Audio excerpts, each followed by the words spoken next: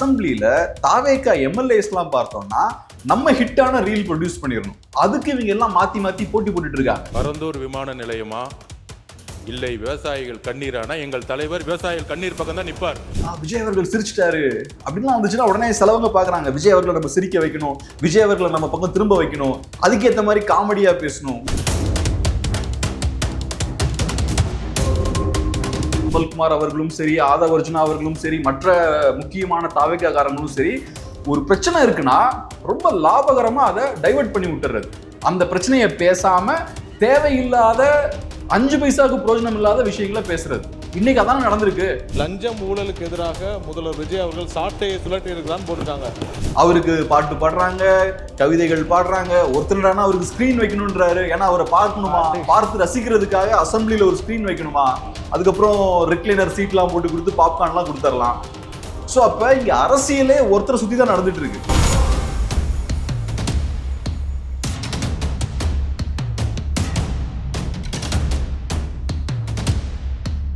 வணக்கம் நேயர்களே, நான் உங்கள் கார்த்திக். நம்முடைய சிறப்பு நேர்காணலில் ஊடகவியலாளர் கேப்ரியல் தேவதாஸ் இணைந்திருக்கிறார். அவரிடம் விரிவாக பேசலாம். வணக்கம் சார். வணக்கம். நேற்று சட்டமன்றத்துல பரந்தூர் விமான திட்டத்தை ரத்து செய்யறதா முதல்வர் விஜய் அறிவிச்சாரு. அதுக்கு இன்னைக்கு விளக்கம் கொடுக்கும்போது அமைச்சர்கள் என்ன சொல்றாங்கன்னா, ஒண்ணு விவசாயிகளுக்காக பண்ணோங்கிறாங்க, இன்னொரு மேஜர் ரீசனா அவங்க சொல்றதுங்கிறது இதை சுற்றி லேண்ட் மாஃபியாஸ் நிறைய நிலத்தை வாங்கிட்டாங்க அப்படின்ட்டு மறைமுகமாக திமுக குற்றம் சாட்டுறாங்க. ஒரு அரசு இந்த மாதிரியான காரணங்களா இவ்வளோ பெரிய திட்டத்துக்கு சொல்றதுங்கிறது ஏற்புடையதா, இல்லை இவங்க இதையும் அரசியலாக மாற்றுறாங்களா? இதை நம்ம எப்படி புரிஞ்சுக்கணும்? அரசியலாக மாத்துறாங்க அப்படின்றத விட முக்கியமான பிரச்சனைகள்லாம் வரும்போது அதை பத்தி விவாதிக்காம அதுக்கு கரெக்டான ஒரு பதில் சொல்லாம அதை டைவர்ட் பண்ணி விட்டுறது. இப்ப பரந்தூர் விமான நிலையம் தேவையா தேவையில்லையா அப்படின்றது முக்கியமான ஒரு கேள்வி. உங்களோட நிலைப்பாடு ஒன்னா இருக்கலாம், ஆனா ஒழுங்கான பதில் சொல்லணும். தேவையில்லைன்னு நீங்க சொல்றீங்க, வேற இடத்துல வச்சுக்கலாம் அப்படின்னு சொல்றீங்க. அப்ப அதுக்கு தேவையான பொறுப்பான ஒரு பதில சொல்லணும். ஆனா அதை சொல்லாம நீங்க என்ன சொல்றீங்க, கதற ஆரம்பிச்சுட்டாங்கன்றீங்க, எடுத்த உடனே கதற ஆரம்பிச்சுட்டாங்கன்றீங்க. அது என்ன வார்த்தை? அது அந்த மாதிரியான வார்த்தையை யார் பயன்படுத்துவா? இப்ப நீங்க டிவிக்கே விமர்சிச்சு ஒரு வீடியோ போடுறீங்கன்னா கமெண்ட்ல பார்த்தீங்கன்னா ஃபேக் ஐடி இந்த மாதிரி சொல்லுவாங்க, கதறாங்க பாருங்க, கதறாதீங்க இப்படின்லாம் போட்டுருப்பாங்க. அதை யார் பண்றா? ஃபேக் ஐடிஸ் பண்றாங்க. நம்மள மாதிரியான நாட்கள் கூட சாதாரணமா அப்படி பேச மாட்டோம். அப்ப முக்கியமான பொறுப்புல இருக்கக்கூடிய ஒரு அமைச்சர் அந்த மாதிரியான வார்த்தைகளை பயன்படுத்துறது ரொம்ப மோசமான ஒரு விஷயம். அப்படி நீங்க பண்ணக்கூடாது. நீங்க உங்களை நோக்கி கேள்விகள் எழுப்பும் போது கரெக்டான பதில் சொல்லுங்க. இந்த மாதிரியான காரணங்கள் இருக்கு, அதனால நாங்க என்ன யோசிக்கிறோம்னா பரந்தூர் விமான நிலையம் வேண்டான்னு யோசிக்கிறோம், அதுக்கு பதிலா வேற ஒரு இடத்துல வச்சா கரெக்டா இருக்கும்னு யோசிக்கிறோம், அதுக்கான காரணம் வேற இடங்கள்ல வச்சா இந்த லாபங்கள் இருக்கு அப்படி சொல்லிட்டு போயிருங்க. அதை விட்டுக்கிட்டு கரெக்டான பதில் சொல்லாம நீங்க என்ன பண்றீங்க, டக்குன்னு உடனே அடுத்தது G2 கொண்டு வரீங்க, மாப்பிள்ளன்னு சொல்றீங்க. அதுக்கப்புறம் திமுக சைட்ல இருந்து என்ன பேசுறாங்க, லாட்ரின்றாங்க, மருமகன்றாங்க.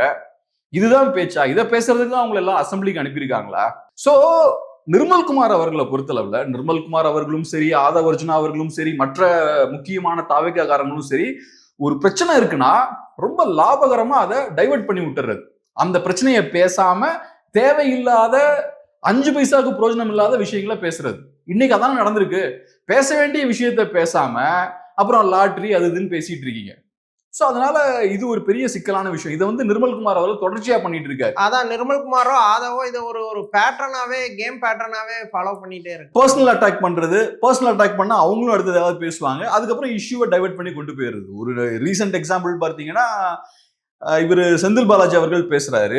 அவரு இபி டிபார்ட்மெண்ட்ல கூடிய சிக்கல்கள் பத்தி பேசுறாரு. அது முக்கியமான ஒரு சிக்கல், உங்க துறை சார்ந்த பிரச்சனையும் கூடாது, அதுக்கு நீங்க பொறுப்பா பதில் சொல்லணும். ஆனா எடுத்த உடனேயும் நிர்மல்குமார் என்ன சொல்றாருன்னா கரூர் கம்பெனின்னு ஆரம்பிக்கிறார். நீங்க ஒரு பொறுப்பான அமைச்சர், அப்ப அதுக்கு கரெக்டான பதில் சொல்லணும். கரூர் கம்பெனி நீங்க ஆரம்பிச்சீங்கன்னா அடுத்தது உதயநிதி ஸ்டாலின் அவர்கள் சங்கி அமைச்சர்ன்றாரு, அதுக்கப்புறம் இவர் அந்த பாத்ரூம் கமெண்ட்டை பாஸ் பண்றாரு, அதுக்கப்புறம் இதெல்லாம் ஃபாலோ பண்றதா உங்க வேலையா அப்படின்னு அவரு ஆரம்பிக்கிறாரு. அப்ப என்ன ஆகுதுன்னா முக்கியமான பிரச்சனைகள்லாம் வரும்போது அதை அப்படியே சைலண்டா நீங்க அதை திருப்பி விட்டுறீங்க. இப்படி திருப்பி விடுறதுக்கு சீப்பான டாக்டிக்ஸ்லாம் யூஸ் பண்றீங்க. அப்ப என்ன ஆகுது, அசம்பிளியோட ஸ்டாண்டர்டை நீங்க கம்மி பண்ணிடுறீங்க. இப்ப தாவேகாவுக்கு 2 விஷயம் என்னன்னா, அவங்களுக்கு தெரியுது நம்ம இன்னைக்கு திமுகவை எதிர்க்கிறதாலதான் மக்கள் நமக்கு ஓட் போடுறாங்க. அப்ப இப்ப லைவாவும் போய்கிட்டு இருக்கு, மக்கள்கிட்ட நல்ல பேர் வாங்கணும்னா திமுகவை எதிர்க்கிற மாதிரி ஏதாவது ஒண்ணு பண்ணிட்டு இருக்கணும். நாங்க திமுக கிட்ட எல்லாம் பயப்படல, நாங்க திமுகவை எப்படி டீல் பண்றோம் பாருங்க அப்படின்றத காணிச்சுக்கிறதுக்காக இந்த விஷயங்கள் பண்றாங்க. நான் என்ன சொல்றேன், திமுக 5 வருஷம் ஆட்சி பண்ணிருக்காங்க, கண்டிப்பா நிறைய குறைகள் இருக்கு. நீங்க அதை இஷ்யூ பேஸ்டா ஒவ்வொரு துறையிலையும் என்னென்ன சிக்கல்கள் இருக்கு, என்னென்ன தவறான விஷயங்கள் நடந்திருக்குன்றத ஓப்பனா டிரான்ஸ்பரண்டா மக்கள்கிட்ட காட்டிடலாம். காட்டுனாலே திமுக எக்ஸ்போஸ் ஆயிடுவாங்க. ஆனா நீங்க என்ன பண்றீங்கன்னா பர்சனலா அட்டாக் பண்றீங்க. பர்சனல் அட்டாக் பண்ணி நீங்க பாருங்க நாங்க திமுக எப்படி அட்டாக் பண்ணிட்டோம் பாருங்க. இதனால திமுகவுக்கு எந்த நஷ்டமும் கிடையாது. நீங்க இப்படி எல்லாம் திட்டுறதால திமுகவுக்கு என்ன பெரிய நஷ்டம் ஏற்பட்டுற போகுது. ஆனா தாவேக்கு ஆதரவாளர்களை ஏமாத்துறதுக்காக இந்த விஷயங்களை பண்ணிக்கிட்டே இருக்காங்க. அவங்கள ஒரு மாதிரி வைப்லேயே வச்சிருக்கிறது, டிவிக்கே வந்து சூப்பரா பெர்ஃபார்மன்ஸ் பண்ணுதுன்னு காட்டிக்கிறதுக்கு, இல்ல அந்த வீடியோ கண்டென்ட்ஸ் ரீல்ஸ் கண்டென்ட்ஸ்க்கு ஏத்த மாதிரி சில பாயிண்ட்ஸை பேசிடுறது அப்படிங்கிறத மெயின் மோட்டோவா இருக்குது அவங்களுக்கு. எல்லா அசம்பிளி செஷன்லயும் பார்த்தீங்கன்னா இந்த மாதிரி மீடியா அட்டென்ஷனை கிராப் பண்றதுக்காக சில விஷயங்கள் பண்றாங்க.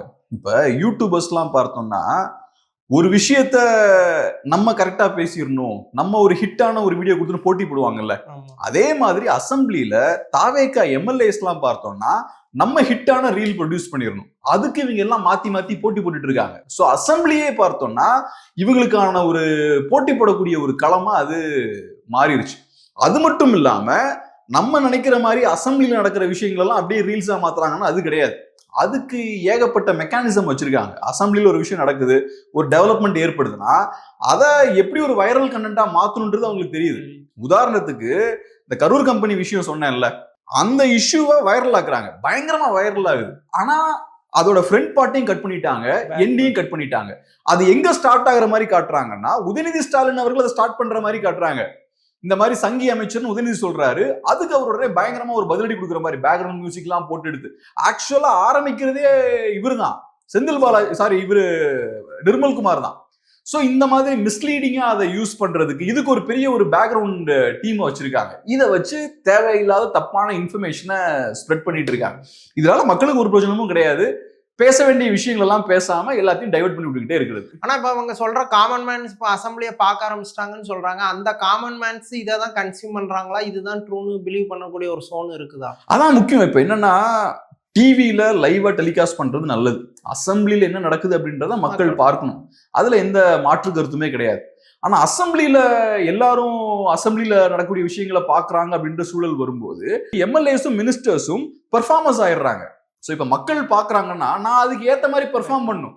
மக்கள் பார்க்காத போது அவங்க என்ன பண்ணாங்கன்னா வேலையை மட்டும் பார்த்துட்டு போயிடுறது, யாரும் நம்மளை பார்க்கல, ஸோ நம்ம பாட்டுக்கு என்ன வேலையோ அதை பார்த்துட்டு போயிடலாம். ஆனால் இப்போ மக்கள் பார்க்குறாங்கன்ற சூழல் ஏற்படும் போது இவங்க எல்லாம் பெர்ஃபார்ம் பண்ண ஆரம்பிச்சிடறாங்க, அட்ராக்ட் பண்றதுக்கு ஏதோ ஒன்று. ஆமா, மக்கள் பார்க்குறாங்கன்னா மக்கள்கிட்ட இருந்து நம்ம கை தட்டுவாங்க. அங்க நான் டாமினேட் பண்றேன், நான் தான் ஜெயிச்சுக்கிட்டு இருக்கேன், நான் கேட்ட கேள்வியில அவங்க நிலை குலைந்து போயிட்டாங்க, அந்த மாதிரியான ஒரு இமேஜை மெயின்டைன் பண்ண முயற்சி பண்ணிட்டு இருக்காங்க. ஸோ அதனால என்ன ஆகுதுன்னா தேவையில்லாத டிராமாக்களை கிரியேட் பண்ணிட்டு இருக்காங்க. டெய்லி பாருங்க, இன்னைக்கு முஸ்தபா ஒரு விஷயத்த கிரியேட் பண்றாரு. இப்ப முஸ்தபா அவர்கள் பேசின விஷயம் எல்லாம் கரெக்ட் தான், இஸ்லாமிய தீவிரவாதிகள்லாம் சொல்லக்கூடாதுதான், அது தப்பு. இப்ப கிறிஸ்தவ தீவிரவாதிகள் சொன்னா தப்பு, ஹிந்து தீவிரவாதிகள் சொன்னா தப்பு, புத்த தீவிரவாதிகள் சொன்னா தப்பு, அது எல்லாமே கரெக்ட் தான். ஆனா இன்னைக்கு நீங்க ஸ்பெசிபிக்கா இப்ப ஏன் அந்த இஷ்யூவை கொண்டு வரீங்க? சோ அப்ப முடிவு பண்ணிட்டீங்க, இன்னைக்கு நம்ம ஒரு ஹைப்பை கிரியேட் பண்ணும், ஒரு சென்சேஷனை கிரியேட் பண்ணும், அதுக்கு இந்த விஷயத்த நம்ம யூஸ் பண்ணணும்னு முடிவு பண்ணிட்டீங்க. ஸோ அதை கையில் எடுக்கிறீங்க. இப்படி ஒவ்வொரு எம்எல்ஏவும் ஒவ்வொரு மினிஸ்டரும் ஏகப்பட்ட ஸ்ட்ராட்டஜியோட வராங்க. ஸோ அப்போ அசம்பிளின்றது மக்களோட பிரச்சனைகளை விவாதிக்கக்கூடிய இடமா இல்லாம இவங்க பெர்ஃபார்ம் பண்றதுக்கான ஒரு ஸ்டேஜா மாறிடுச்சு, ஒரு பிக் பாஸ். ஆமா. அப்புறம் விஜய் அவர்கள்கிட்ட இவங்க ஸ்கோர் பண்ணும், விஜய் அவர்கள் சிரிச்சிட்டாரு அப்படின்லாம் வந்துச்சுன்னா உடனே செலவங்க பாக்குறாங்க, விஜய் அவர்களை நம்ம சிரிக்க வைக்கணும், விஜய் அவர்களை நம்ம பக்கம் திரும்ப வைக்கணும், அதுக்கேற்ற மாதிரி காமெடியா பேசணும். ஒரு எம்எல்ஏ பார்த்தோம்னா சில நாட்களுக்கு முன்னாடி பேசினார் இல்லையா, எனக்கு வேலையும் இல்லை, வேலையும் இல்ல, காரும் இல்ல, நீங்க இப்ப காரும் கொடுத்துட்டீங்க வேலையும் கொடுத்துட்டீங்க அப்படின்னு அவரு சொல்றாரு. அதுக்கப்புறம் அவரோட பேக்ரவுண்ட் செக் பண்ணி பார்த்தா அவர் கார் இருக்கு, அவருக்கு நல்ல அசட்ஸும் இருக்கு, நல்ல வெல்த்தியான ஃபெலோ தான். ஆமா. அப்புறம் பார்த்தா அங்க அசம்பிளியில பார்த்தோம்னா ஏதோ ரொம்ப கஷ்டமான ஒரு சூழல்ல இருக்கிற மாதிரி கொஞ்சம் அப்படியே நகைச்சுவையாவும் பேசி விஜய் அவரோட அட்டென்ஷனையும் அவர் பெறாரு. ஸோ இதெல்லாம் பார்க்கும்போது ரைட், அப்ப நம்மளும் ஏதாவது காமெடியா பேசணும்னா விஜயோட அட்டென்ஷனை நம்ம பெறலாம். ஸோ ஒண்ணு மக்கள்கிட்ட பெர்ஃபார்ம் பண்ணும், ரெண்டாவது விஜயோட அட்டென்ஷனை பெறணும். ஆனா இதெல்லாம் பண்றதால மக்களுக்கு என்ன பயன்? ஒண்ணுமே கிடையாது. சார் இப்போ பரந்தூர் விமான நிலையம் ரத்து அப்படிங்கிறது வந்து அந்த முடிவை எடுக்கக்கூடிய அதிகாரம் வந்து தேவைக்கு அரசுக்கு இருக்கு, மக்களுக்கான மேண்டேட் இருக்கு. ஆனா அது ஒரு மிகப்பெரிய முடிவு. அந்த முடிவை இந்த அரசு ஒரு கிளாரிட்டியா எடுத்திருக்காங்களா, இல்ல ஆல்ரெடி நம்ம அது வந்து போய் போராட்டத்துல எல்லாம் பங்கேற்றுட்டோம், இப்ப நம்ம பண்ணலைன்னா தப்பா போயிரும் அப்படிங்கிற லெவல்ல இந்த டிசிஷனை எடுத்துட்டாங்களா? ஏன்னா நிறைய பேர் இந்த பிஸ்னஸ் எக்கனாமி ஓரியண்டா பேசுற எல்லாருமே பிக்கஸ்ட் பிளண்டர் கிளவுன் மூவ் அப்படிங்கிற லெவலுக்கு விமர்சிக்கிறாங்க. இந்த டிசிஷனை நீங்க எப்படி பாக்குறீங்க? இந்த கவர்மெண்ட் கிளாரிட்டி இது பெரிய ஒரு மிஸ்டேக் அப்படின்ற மாதிரி தான் நான் பாக்குறேன். ஒரு விஷயத்துல நான் பாராட்டுவேன், ஒரு ஸ்டாண்ட்ல கரெக்டா நிக்கிறாங்க. எலெக்ஷன்ல வருவதற்கு முன்னாடியும் ஜெயிக்கிறதுக்கு முன்னாடியும் பரந்தூர் விமான நிலையத்துக்கு எதிராக தான் இருந்தாங்க. ஜெயிச்சதுக்கு அப்புறமும் நாங்க கொண்டு வர மாட்டோம்னு சொல்லிட்டாங்க. அதுல ஒரு கன்சிஸ்டன்சி இருக்கு. நிறைய நேரங்கள்ல தாவேக்கா கிட்ட ஒரு கன்சிஸ்டன்சியே கிடையாது. இங்க ஒரு கன்சிஸ்டன்சி இருக்கு, அதை நான் பாராட்டுறேன். சொன்னதை செய்றீங்க. ஆனா நம்ம ஸ்டேட்டுக்கு டெஃபினட்டா இன்னொரு பெரிய ஒரு ஏர்போர்ட்டுக்கான தேவை இருக்கு. குறிப்பா என்னன்னா சென்னை ஏர்போர்ட்னால அந்த தேவைகளை பூர்த்தி பண்ண முடியல. ஏன்னா இந்த சென்னை ஏர்போர்ட்டை பெருசா எக்ஸ்பேண்ட் பண்ண முடியாது. புது ரன்வே எல்லாம் போடுறதுல நிறைய சிக்கல்கள் இருக்கு, சிட்டிக்கு நடுவில் இருக்கு. இப்ப கவர்மெண்ட் சொல்ற விஷயம் என்னன்னா, இன்னொரு புது டெர்மினல் நாங்க கட்ட போறோம், 5th டெர்மினல் கொண்டு வர போறோம் அப்படின்ற மாதிரி சொல்றாங்க. அதெல்லாம் நீங்க பண்ணாலும் கெப்பாசிட்டியை பெருசா ஒன்னும் இன்க்ரீஸ் பண்ண முடியாது. இப்ப ஏறக்குறைய 3 கோடியா இருக்கு. ஆனுவல் டிராபிக் பார்த்தா 3 கோடியா இருக்கு. அது பெங்களூருக்கு ஏறக்குறைய 5 கோடியா இருக்கு. ஹைதராபாடுக்கும் நம்மளை விட அதிகமாக தான் இருக்கு. ஸோ சவுத்துல பார்த்தோம்னா நம்ம 3வது இடத்துல தான் நம்ம இருக்கோம். அது போக எல்லாருமே எக்ஸ்பேண்ட் பண்ணுன்ற பிளான்ல தான் இருக்கும். நம்ம 3.5 கோடியா கெப்பாசிட்டியை இன்க்ரீஸ் பண்ணலான் இருக்கோம். பெங்களூர்லாம் மேசிவா எக்ஸ்பேண்ட் பண்றதுக்கான வேலைகள் பார்த்துட்டு இருக்காங்க. ஏறக்குறைய 10 கோடி அளவுக்கு கொண்டு வரணும்னு அவங்க பிளான் பண்ணிட்டு இருக்காங்க டிராபிக்கை. ஸோ அப்படி இருக்கும்போது மற்ற ஸ்டேட்ஸ்லாம் அக்ரெசிவா வளர்ந்துட்டு இருக்காங்க. இன்னைக்கு நம்ம பார்க்குறோம், பெங்களூருக்கு நம்மளை விட ஏர் டிரான்ஸ்போர்ட்ல அவங்க நம்மளை விட ரொம்ப அட்வான்ஸ்டா இருக்காங்க. இந்த மாதிரியான சூழல் இதுக்கு முன்னாடி இருந்தது கிடையாது. நம்ம தான் அவங்கள விட முந்தி போய்கிட்டு இருந்தோம். ஆனா இன்னைக்கு என்ன ஆகுது, பெங்களூர் வந்து நம்மளை ஓவர்டேக் பண்ணி போயிட்டு இருக்காங்க. இதுக்கான காரணம் தாவேக்கான்னு நான் சொல்ல. ஏன்னா இதுக்கு முன்னாடி திமுக அதிமுக எல்லாம் ஆட்சி பண்ணிருக்காங்க. ஸோ அவங்களுக்கும் இதுல கண்டிப்பா பொறுப்பு உண்டு. ஆனா தாவேக்காவை பொறுத்தளவு சரி பண்ண வேண்டிய தேவை இருக்கு. நம்ம ஒரு பெரிய இண்டஸ்ட்ரியல் எக்கானமியா இருக்கும். நம்ம பெரிய இண்டஸ்ட்ரியல் எக்கானமியா இருக்கோம்னா இங்க இருக்கிற பொருட்களை வெளியே கொண்டு போறதுக்கு தேவையான இன்ஃப்ராஸ்ட்ரக்சர் வேணும். கார்கோவெல்லாம் வெளில கொண்டு போறதுக்கு நிறைய உற்பத்தி பண்ணா மட்டும் பத்தாதுல, அதை வெளியே கொண்டு போறதுக்கு தேவையான மெக்கானிசம் நமக்கு வேணும் இல்ல, இல்லாட்டி பாட்டில் நெக் கிரியேட் ஆயிரும். இப்ப நிறைய கார் நம்ம உற்பத்தி பண்றோம், ஆனா அது போறதுக்கான ரோடுல என்ன ஆகும், எல்லாம் டிராபிக்ல மாட்டிட்டு இருக்கும், ஒரு பாட்டில் நெக் கிரியேட் ஆயிரும். ஸோ அப்ப அதுக்கேற்ற மாதிரி ரோடு இன்ஃப்ராவை நம்ம பில்ட் பண்ண வேண்டியது. இங்கேயும் அதே தான், நிறைய பொருட்களை நீங்க உற்பத்தி பண்ணாலும் அதுக்கு தேவையான டிரான்ஸ்போர்ட்டேஷன் லாஜிஸ்டிக்ஸ்லாம் நீங்க பில்ட் பண்ணணும். அப்படி இருக்கும்போது இப்ப நீங்க எதை ஸ்டாப் பண்ணிட்டீங்க. நீங்க சொல்றது என்னன்னா புதுசா வேற ஒரு இடத்துக்கு நாங்க கொண்டு போறோம் அப்படின்ற மாதிரி சொல்றீங்க. அப்ப என்ன ஆகுது, ஏறக்குறைய 5 years இந்த ப்ராஜெக்ட் வந்து பின்னுக்கு தள்ளப்படுது. ஏன்னா இப்ப ஃபீசிபிலிட்டி இந்த விஷயங்கள்லாம் பண்றதுக்கு டைம் ஆகும், உடனே பண்ண முடியாது. அதெல்லாம் ரொம்ப டைம் ஆகும். கரெக்டான இடத்த ஐடென்டிஃபை பண்ணும், அதுக்கப்புறம் லேண்ட் எல்லாம் அக்வயர் பண்ண வேண்டியது இருக்கு. அந்த ஃபீசிபிலிட்டி ஸ்டடிக்கே நிறைய டைம் ஆகும், நிறைய பணமும் நீங்க இன்வெஸ்ட் பண்ண வேண்டியிருக்கும். அப்ப எக்ஸ்ட்ரா ஒரு 5 years நமக்கு தேவைப்படும். அதுக்கு முன்னாடி பிரச்சனைகள் இன்னும் அதிகமாகிடும். இப்பவே பார்த்தீங்கன்னா இங்க இருக்கக்கூடிய இண்டஸ்ட்ரீஸ் எல்லாம் பெரிய வருத்தத்துல இருக்காங்க. ஏன்னா நமக்கு ஒரு ப்ராப்பரான ஏர்போர்ட் இல்லாதனால ஏகப்பட்ட சிக்கல்கள் நமக்கு ஏற்பட்டு இருக்கு.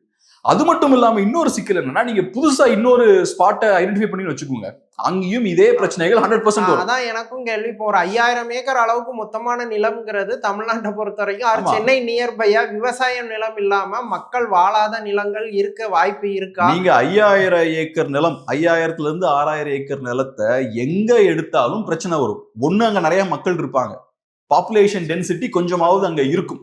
அப்படி பாப்புலேஷன் டென்சிட்டி இல்லாத இடமா இருக்கணும்னா பரந்தூர்ல டென்சிட்டி ஏன் கம்மியா இருக்குன்னா அது மார்ஷ்லேண்ட் அது. ஸோ அப்படி இருக்கும்போது பாப்புலேஷன் டென்சிட்டி கம்மியா இருக்கும். ஆனா மற்ற நார்மல் இடத்துக்குலாம் போனீங்கன்னா பாப்புலேஷன் டென்சிட்டி அதிகமா இருக்கும், நிறைய லேண்டை நீங்க அப்ப அக்வயர் பண்ண வேண்டியது இருக்கும். ஏற்கனவே இங்க சிக்கல் என்னன்னா நிறைய நிலத்தை கவர்மெண்ட் வாங்கிட்டாங்க. இப்ப அப்ப அந்த நிலத்தை நம்ம என்ன பண்ண போறோம்னு இருக்கு. ஏற்கனவே இந்த ப்ராஜெக்ட் நிறைய செலவழிச்சிருக்கோம், அப்ப அந்த பணம் ஃபுல்லா வேஸ்ட் தான். இப்ப வாங்கின லேண்டும் வேஸ்ட் தான். அப்புறம் புதுசா இன்னும் நிறைய செலவழிக்க வேண்டி இருக்கு. நீங்க புதுசா இன்னொரு இடத்துக்கு போனீங்கன்னா அங்கேயும் நிறைய பிரச்சனைகள் வரும். அப்புறம் முக்கியமா பரந்தூர் வந்து ஸ்ட்ராட்டஜிக்கலி அது கரெக்டான லொகேஷன். அது சென்னை பெங்களூர் காரிடார்ல இருக்கு. பக்கத்துல இதுவும் இருக்கு, ஸ்ரீபெரும்புதூர் SEZலாம் இருக்கு. ஸோ அந்த மாதிரியான அட்வான்டேஜும் பரந்தூர்ல இருக்கு. ஸோ இப்படி நிறைய பிரச்சனைகள் இருக்கு. எனக்கு முக்கியமா என்னன்னா, ஓகே நீங்க வேற ஒரு இடத்துக்கு போறது கூட எனக்கு பிரச்சனை இல்லை, ஆனா 5 years அது டிலே ஆகும். மினிமம் 5 years டிலே ஆகும். அது மட்டும் இல்லாம அதுமே இந்த கவர்மெண்ட் அதை அக்ரெசிவா டீல் பண்ணி அதுக்கான ஒரு ஆக்ஷன் பிளானை ப்ராப்பரா பண்ணாதான் அதுக்கான ரிசல்ட்டுமே கிடைக்கும். அது நீங்க அக்ரெசிவா பண்ணணும். அக்ரெசிவா நீங்க பண்ணும் போதும் நீங்க புதுசா தேர்ந்தெடுக்கக்கூடிய அந்த இடத்துல பிரச்சனைகள் வருவதற்கான வாய்ப்புகள் அதிகம். அங்கேயும் நாளைக்கு பிரச்சனைகள் வந்ததுன்னா அந்த ப்ராஜெக்ட் அங்கேயும் டேக் ஆஃப் ஆகாது. இன்னொன்னு மத்திய அரசோட கோஆபரேஷன் இதுல இம்பார்ட்டன்ட். நீங்க இவ்வளவு தூரம் இனிஷியேட் பண்ணிட்டு வித்ட்ரா பண்ணீங்கும்போது மத்திய அரசு முரண்பட்டா அதை சமாளிக்க வேண்டிய அவசியம் இருக்கும் தானே. கண்டிப்பா அந்த விஷயங்கள்லாம் இருக்கு. ஆனா இங்க முக்கியமா சிக்கல் என்னன்னு பாக்குறேன்னா இதை வெறும் அரசியலா தான் அவங்க பாக்குறாங்க. நீங்க ஃபர்ஸ்ட் ஒன்னு கேட்டீங்களா எதனால இதை பண்றாங்கன்னு. தாவேகாவை பொறுத்தளவுல இந்த விஷயத்த பண்றதுக்கான ஒரே காரணம் என்னன்னா விஜய் அவர்கள் அரசியலுக்கு வந்த புதுசுல எல்லாரும் ஒருவேளை அவர் மேல வச்ச குற்றச்சாட்டு என்னன்னா வெளியே வர மாட்டேங்கிறாரு, மக்கள் பிரச்சனை எடுத்து பேசவே மாட்டேங்கிறாரு, இப்படின்னா நிறைய குற்றச்சாட்டுகள் வச்சாங்க. உடனே என்ன பண்ணாங்க, பரந்தூர் போனாங்க, போய் அந்த பிரச்சனையை கையில் எடுத்தாங்க. நீங்க இப்படிலாம் பேசுனீங்க, இப்ப நாங்க மக்கள்கிட்ட போயிட்டோம் பாத்தீங்களா அப்படின்ற மாதிரி ப்ரூவ் பண்றதுக்காக அங்க போனாங்க. ஒன்னும் பெரிய அக்கறைலாம் கிடையாது. அங்க ஒரு தடவை சும்மா ஒரு விசிட் பண்றது, ஒரு போட்டோ ஷூட், நானும் மக்கள் பிரச்சனையை பேசிட்டேன், நானும் களத்துக்கு வந்துட்டேன், இனி என்ன யாரும் கேள்வி கேட்க முடியாது, அதுக்காக மட்டும்தான் அவங்க போனாங்க. இப்ப அந்த இடத்துக்கு போய் ஒரு ஸ்டாண்ட் எடுத்தாச்சு, இப்ப ரிவர்ஸ் போயாச்சுன்னா அசிங்கம். அப்புறம் கண்டிப்பா எல்லாருமே விமர்சிக்க ஆரம்பிப்பாங்க. அப்போ ஒரு ஸ்டாண்ட் எடுத்தீங்க, இப்போ ஒரு ஸ்டாண்ட் எடுக்கிறீங்க. ஏன்னா களத்துக்கு போனது அந்த ஒரு தடவை மட்டும் தான், அதுக்கப்புறம் போகவே இல்லை. அங்கேயும் நீங்க பேக் அடிச்சீங்கன்னா அது பொலிட்டிக்கலா உங்களுக்கு பெரிய அவமானத்தை ஏற்படுத்தும். இப்ப அப்படி அவமானம், எனக்கு அவமானம் ஆயிரும், நான் முன்னாடி பேசினது வந்து சிக்கலாயிருங்கிற ஒரு ரீசனுக்காக இவ்வளவு பெரிய மேசிவ் ப்ராஜெக்ட போய் ஸ்டாப் பண்றதுங்கிறத எப்படி புரிஞ்சுக்க முடியும்? இங்க எல்லாமே அரசியலே அப்படிதானே இருக்கு. ஒரு தனிநபரை சுத்தி தானே அரசியலே நடந்துட்டு இருக்கு. இப்ப காவிரி பிரச்சனைனா நான் போய் எல்லாம் சரி பண்ணிடுவேன். இங்க பார்த்தோம்னா அசம்பிளியே பார்த்தோம்னா ஒரு தனிநபரை சுத்தி தான் நடந்துட்டு இருக்கு. அவருக்கு பாட்டு பாடுறாங்க, கவிதைகள் பாடுறாங்க, ஒருத்தர் அவருக்கு ஸ்கிரீன் வைக்கணும்ன்றாரு. ஏன்னா அவரை பார்க்கணுமா, பார்த்து ரசிக்கிறதுக்காக அசம்பிளில ஒரு ஸ்கிரீன் வைக்கணுமா, அதுக்கப்புறம் ரெக்லைனர் சீட் எல்லாம் போட்டு கொடுத்து பாப்கார்ன் எல்லாம் கொடுத்துடலாம். சோ அப்ப இங்க அரசியலே ஒருத்தர் சுத்தி தான் நடந்துட்டு இருக்கு. இன்ஃபேக்ட் மக்களுமே அப்படிதான் பாக்குறாங்க. ஒரு மனிதருக்காக தான் ஓட்டு போட்டிருக்காங்க. ஒரு மனிதரோட மூஞ்ச பார்த்து ஓட்டு போட்டதாலதான் இன்னைக்கு இப்படிப்பட்ட ஆட்கள் அசம்பிளில வந்து உட்கார்ந்துருக்காங்க. அசம்பிளிக்குள்ளேயே போய் சொல்றாங்க, கார் வச்சுக்கிட்டே கார் இல்லைன்றாங்க. அசம்பிளிக்குள்ள இருந்துகிட்டு ஸ்கிரீன் ஒண்ணு வைங்க, நாங்க தலைவனை நான் பார்க்கணும்ன்றாங்க. மக்கள் பிரச்சனையெல்லாம் பேசாம இந்த விஷயங்கள்லாம் பேசிட்டு இருக்காங்க. அங்க உள்ள போய் விஜய் அவர்களை பாராட்டி பாட்டு பாடிட்டு இருக்காங்க புகழ்ந்து. அப்ப அதான் நீங்க ஒரு மனிதரை பார்த்து இதெல்லாம் பண்ணும்போது அப்ப என்ன ஆகுது, இந்த மாதிரியான ஆட்கள் எல்லாம் உள்ள வந்துடுறாங்க. இவங்க எல்லாம் உள்ள வந்ததுக்கு அப்புறம் தான் அவங்களுக்கு தெரியுது, ஐயோ நம்ம விஜய் அவர்களுக்காக ஓட் போட்டோம், பார்த்தா இவங்க எல்லாம் வந்து உள்ள உட்கார்ந்திருக்காங்க, ஆமா பெரிய பிரச்சனையா இருக்கு இது அப்படின்ற மாதிரி பாக்குறாங்க. இல்லை, ஆனால் மக்கள் அவ்வளோ ரியலைஸ் பண்ணிட்டாங்களா? எனக்கு அகைன் அண்ட் அகைன் அந்த கொஸ்டின் தான் வருது. ஏன்னா நான் என் ஃபேமிலி சர்க்கிளில் என்னையும் ஏலியன் மாதிரி பார்க்கக்கூடிய சுச்சுவேஷன் இருக்குது. நிறைய ஈவன் காமன் பிளேஸில் யார்கிட்ட கேட்டாலும் சூப்பராக இருக்குங்கிற ஒரு வியூ திரும்ப திரும்ப வருது. அது எந்த ஒரு கவர்மெண்ட்டுமே 3 மாசத்துல அன்பாப்புலர் ஆகாது. ஆனா எனக்கு நல்லா தெரியும், சில படித்தவர்களுக்கெல்லாம் அதிருப்தி இருக்கு. நல்லா படிச்சவங்க, நல்ல இடத்துல இருக்கக்கூடிய நிறைய பேர் ஓட் போட்டிருக்காங்க. அவங்கள பொறுத்தளவுல திமுக அதிமுக சரியில்லை, ஒரு மாற்றம் வேணும் அப்படின்றதுக்காக ஐடி இண்டஸ்ட்ரியில இருக்கவங்க எல்லாம் ஓட் போட்டிருக்காங்க. அவங்களுக்கு பெரிய அரசியல் புரிதல்லாம் இல்லாம இருக்கலாம். ஏன்னா ஒரு நடிகருக்கு ஓட்டு போடுறாங்கனாலே பெரிய அரசியல் புரிதல் இருக்கிறதுக்கான வாய்ப்பு இல்லை. ஆனாலும் அவங்க எதிர்பார்த்தது வேற. விஜய் அவர்கள் வந்தாருன்னா ஒரு குவாலிட்டியான ஒரு நிர்வாகம் இருக்கும், எல்லாம் நல்லா படிச்சவங்களா இருப்பாங்க, எல்லாம் ரொம்ப எஃபெக்டிவா ஹேண்டில் பண்ணுவாங்க, அண்ணா மாதிரி பெரிய இதா இருக்கும் நினைச்சாங்க. ஆனா இங்க வந்திருக்கிற ஆட்கள் எல்லாம் பார்க்கும்போது சாதாரண சாமானியர்களை விட நிறைய பேர் மோசமா இருக்காங்க. சாதாரண சாமானியர்களுக்கு இருக்கக்கூடிய அந்த நாலேஜ் இருக்கும்ல, அதை விட ரொம்ப கம்மியா இருக்கு. இத எல்லாரும் பார்க்கலாம். அத இப்போ ஒருத்தர் சிலவங்க வந்து முரட்டுத்தனமா விஜய் ரசிகர்களா இருப்பாங்க, இல்லாட்டி சிலவங்களுக்கு முரட்டுத்தனமா திமுக எதிர்ப்பு மனநிலை இருக்கும், சிலவங்களுக்கு முரட்டுத்தனமான மதம் சார்ந்த பார்வை இருக்கும். அவங்க எல்லாம் ஓகே என்னாலும் சப்போர்ட் பண்ணுவாங்க. ஆனா அதையும் தாண்டி ஜெனரல் பப்ளிக் இருக்காங்க. ஜெனரல் பப்ளிக்கை பொறுத்தளவுல கொஞ்சம் நல்ல பொசிஷன்ல இருக்க ஆட்கள் எல்லாம் பார்க்கும்போது நம்ம பெரிய மிஸ்டேக் பண்ணிட்டோம், ஒரு பாயிண்ட்ல நம்ம அரசியல் மாற்றம் வேணும்ன்றதுக்காக தப்பா ஒரு இடத்துல ஓட்டு போட்டோம். ஏன்னா ஒருத்தரை நம்பி ஓட்டு போட்டா தப்புன்ற, ஏன்னா அவங்களுக்கு அவுட்கம் என்னன்றது தெரியாது. ஜெயிச்சதுக்கு அப்புறம் தான் அவுட்கம் அவங்க பாக்குறாங்க. அவுட்கம் பார்க்கும்போது குதிரை பேரம் நடக்குது.